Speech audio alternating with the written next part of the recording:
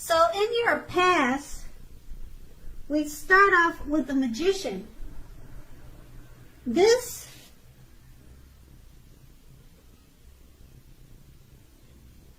is another card that often signifies new beginnings and great expectations. This card reminds us that we have the power to make a difference in our lives and in the greater world if we simply make a point to try. This is actual transformation of the literal and figurative world in normal ways.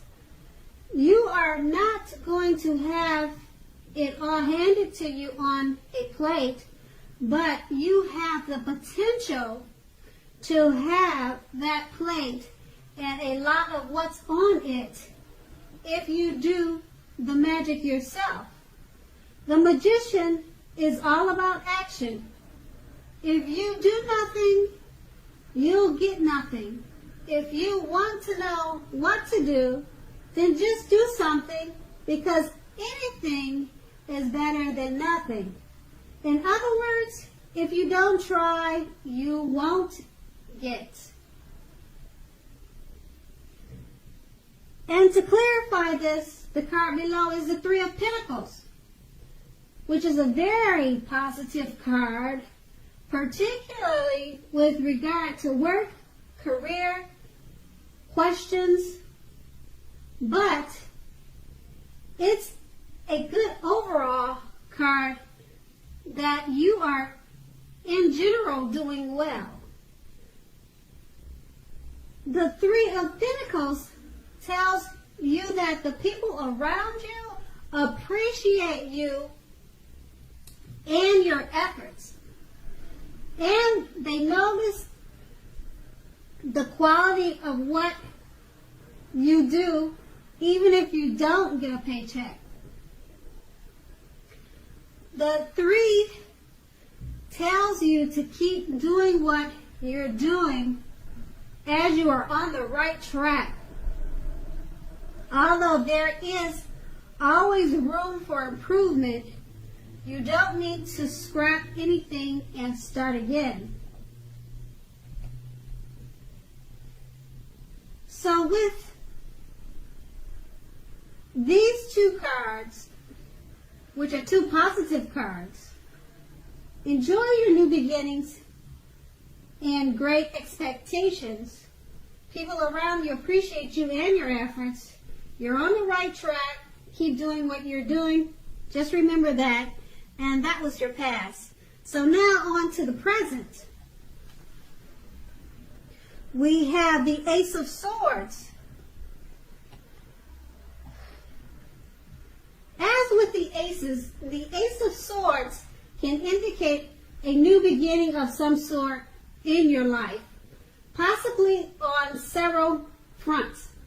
Sometimes this new beginning can be started by a separation of some kind, from a relationship or from a job situation. Know that as anxiety producing as such a new beginning can sometimes be that underneath it all is good, beneficial energy that is getting you where you want to go. The Ace of Swords calls on us to not be afraid to make a leap if it's in our best interest. And the Six of Pentacles clarifies this card, is often a sign of a turn for the better, particularly with regard to money. It's one of the more positive pentacle cards. It speaks of equality, fairness, and the cycling nature of life. When this card appears, you are likely to be heading into a positive cycle. The Six of Pentacles is often a card about generosity, meaning that you are either about to be the beneficiary or the giver of something with value. Share what you have, as there is always someone who needs it.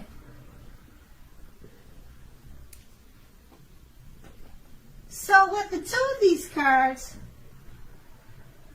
you should be experiencing several new beginnings, particularly in regards to money taking a positive turn.